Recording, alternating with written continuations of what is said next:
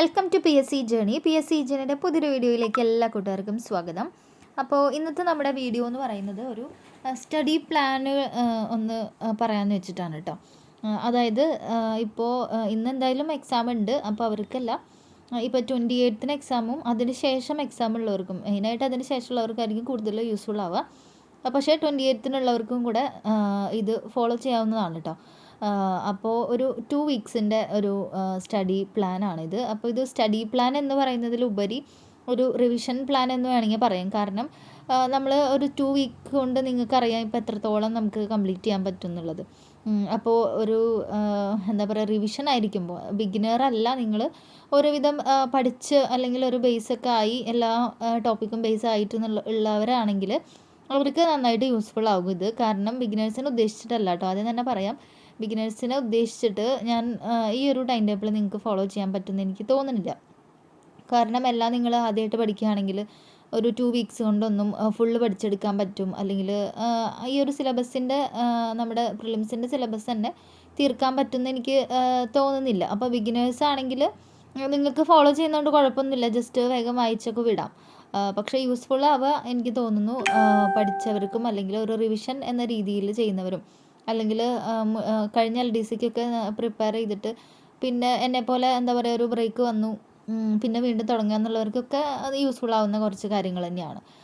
അപ്പോൾ അത് ഒരു 2 വീക്സാണ് ഞാൻ പറഞ്ഞു. അപ്പോൾ ആക്ച്വലി ഇത് ഇന്നലത്തെ വെച്ചിട്ടാണ് ഞാൻ ഈ ഒരു പ്ലാൻ ഇട്ടത്. പക്ഷേ ഇന്നലെ എനിക്ക് വീഡിയോ ചെയ്യാൻ പറ്റിയില്ല കേട്ടോ, അതുകൊണ്ടാണ് ഇന്നും കുറച്ച് ലേറ്റായി. അപ്പോൾ നിങ്ങൾക്കത് അത് വെച്ച് അഡ്ജസ്റ്റ് ചെയ്തിട്ട് പഠിക്കാം കേട്ടോ.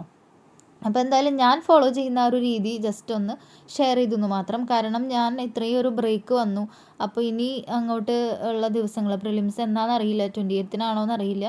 അപ്പോൾ 28നാണെങ്കിലും എന്താ പറയുക, ആ ഒരു റിവിഷൻ അല്ലെങ്കിൽ ഒന്ന് റിവൈസ് ചെയ്യുക, പഠിച്ചതൊക്കെ ഒന്ന് പൊടി തട്ടി എടുക്കുക എന്നുള്ള രീതിക്ക് വേണമെങ്കിൽ എനിക്ക് ഒരു ടൈം ടേബിൾ അത്യാവശ്യമാണെന്ന് എനിക്ക് തോന്നി. കാരണം അല്ലാതെ ഇത് നമ്മൾ ഏതൊക്കെ പഠിച്ചു എന്തൊക്കെ പഠിച്ചു എന്നൊരു ഐഡിയ ഇല്ലാതെ അവിടുന്ന് ഇവിടുന്ന് നോക്കുന്നതിൽ അർത്ഥമില്ലല്ലോ. അപ്പോൾ എനിക്ക് തന്നെ വേണ്ടിയിട്ട് ഉണ്ടാക്കിയ ഒരു ടൈം ടേബിളാണ്. അപ്പോൾ നിങ്ങൾക്ക് യൂസ്ഫുൾ ആവുകയാണെങ്കിൽ നിങ്ങൾക്കും കൂടെ യൂസ് ആയിക്കോട്ടെ എന്ന് വെച്ചിട്ടാണ് നമ്മളിത് ഷെയർ ചെയ്യുന്നത്. അപ്പോൾ ഒരു കോൾ വന്നിട്ട് ഇടയ്ക്ക്. അപ്പോൾ നമുക്ക് നമ്മുടെ ടൈം ടേബിളിലേക്ക് കിടക്കാം. ടൈം ടേബിൾ എന്ന് പറയുമ്പോൾ 2 ആഴ്ചത്തെ ഒരു റിവിഷൻ പ്ലാനാണ് ഞാൻ എനിക്ക് വേണ്ടി പ്രിപ്പയർ ചെയ്തിട്ടുള്ളത്. അപ്പോൾ അത് നിങ്ങളോടും ഷെയർ ചെയ്യാണ്. അപ്പോൾ നിങ്ങൾക്ക് യൂസ്ഫുൾ ആവുകയാണെങ്കിൽ എടുക്കാം, അല്ലെങ്കിൽ കളയാം കേട്ടോ.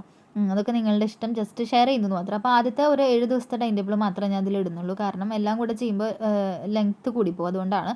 അപ്പോൾ ഡേ 1 നമ്മൾ ഞാൻ പഠിക്കാൻ പോകുന്നത്, അല്ലെങ്കിൽ നിങ്ങൾക്ക് പഠിക്കാൻ പറ്റുമെങ്കിൽ ചെയ്യാവുന്നത് എന്താണ്, ഇന്ത്യൻ ഭൂമിശാസ്ത്രമാണ് കേട്ടോ. ഡേ 1 ഇന്ത്യൻ ഭൂമിശാസ്ത്രം. ഒപ്പം തന്നെ മാത്സിൽ നിന്ന് അടിസ്ഥാന ക്രിയ, അതുപോലെ LCM HCF ആ ഒരു ഏരിയയിലെ പ്രോബ്ലംസും കൂടെ ചെയ്ത് നോക്കുക. പിന്നെ കറണ്ട് അഫയേഴ്സ് 2021 ഏപ്രിലിലെ കറണ്ട് അഫയേഴ്സും കൂടെ നോക്കുക. അതാണ് ഡേ 1. ഇനി ഡേ 2 എന്ന് പറയുന്നത് നമ്മൾ ഇന്ത്യൻ ഹിസ്റ്ററിയാണ് നോക്കുന്നത് ഡേ 2-ൽ.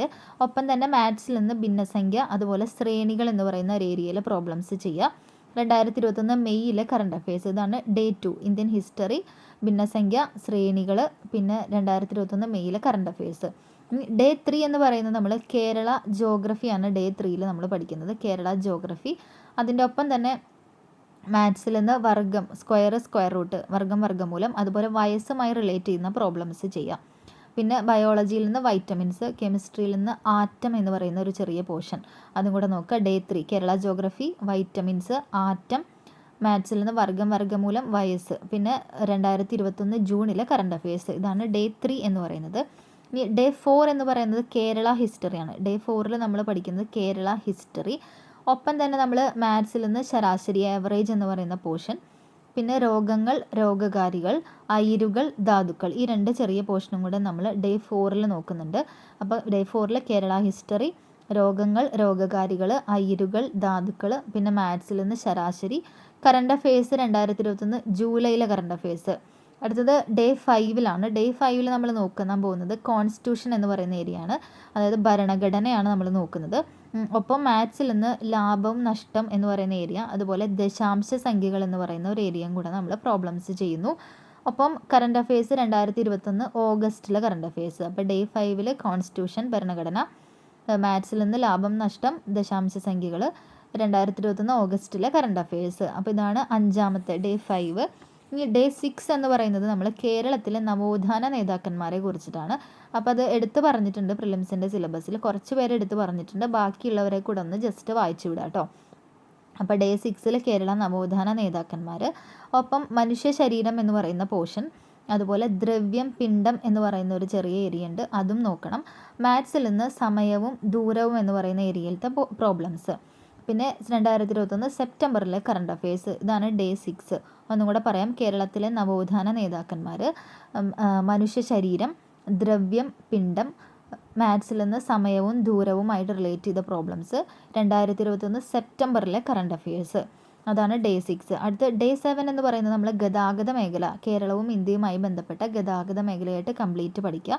അതിൻ്റെ ഒപ്പം തന്നെ പ്രവൃത്തി ഊർജം എന്ന് പറയുന്ന ഒരു ഏരിയ. പിന്നെ 2021 ഒക്ടോബറിലെ കറണ്ട് അഫയേഴ്സ്, ഇതാണ് ഡേ 7. ഗതാഗതം, കേരളം ഇന്ത്യയുമായിട്ട് ബന്ധപ്പെട്ട ഗതാഗതം, പ്രവൃത്തി ഊർജം, പിന്നെ കറണ്ട് അഫയേഴ്സ് 2021 ഒക്ടോബറിൽ. അപ്പോൾ മാത്സ് ഒരുവിധം നമ്മൾ കംപ്ലീറ്റ് ചെയ്തിട്ടുണ്ട്. ഈ ഒരു ആഴ്ചയിൽ തന്നെ മാത്സ് കംപ്ലീറ്റ് ആവും. പിന്നെ അതിൽ വരുന്നത് മാനസിക ശേഷിയായിട്ട് ബന്ധപ്പെട്ട കുറച്ച് പ്രോബ്ലംസ് വരുന്നുണ്ട്.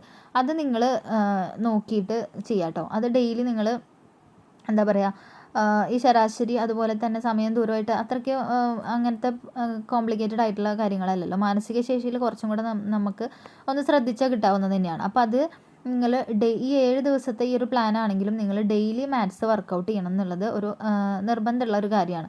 കാരണം അല്ലെങ്കിൽ നമ്മൾ ഇക്വേഷൻസ് ഒക്കെ മറന്നു പോവും, അല്ലെങ്കിൽ ട്രിക്ക് ആണെങ്കിലും മറന്നു പോവും. അപ്പോൾ അതുകൊണ്ട് പ്രോബ്ലംസൊക്കെ മാത്സിൻ്റെ കാര്യത്തിൽ നിങ്ങൾ ചെയ്ത് തന്നെ പഠിക്കുക.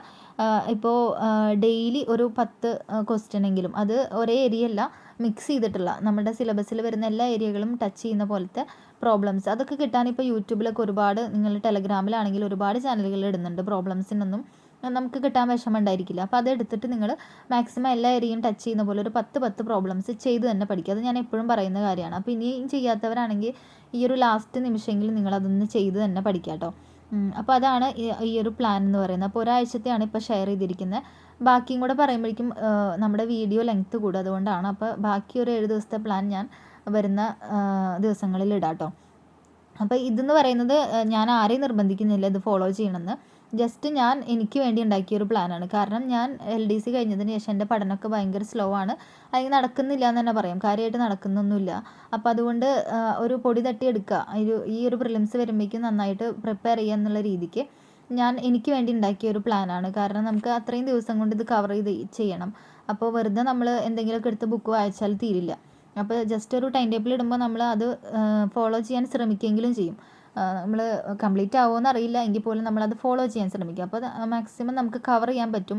നമ്മൾ എത്രത്തോളം നമ്മൾ കവർ ചെയ്തു എന്നൊക്കെ ഒരു ഐഡിയയും കിട്ടും. അതിന് വേണ്ടി മാത്രം ഞാൻ ഉണ്ടാക്കിയൊരു ടൈം ടേബിളാണ്.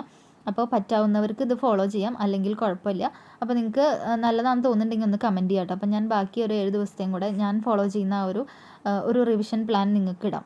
അപ്പോൾ ബിഗിനേഴ്സ് ഇത് ഒരിക്കലും യൂസ്ഫുൾ ആവുമെന്ന് ഞാൻ പറയുന്നില്ല കേട്ടോ. അപ്പോൾ ബാക്കിയുള്ളവരൊക്കെ യൂസ്ഫുൾ ആണെങ്കിൽ കമൻറ്റ് ചെയ്യുക. അപ്പോൾ മറ്റൊരു വീഡിയോയിലൂടെ കാണാം. താങ്ക്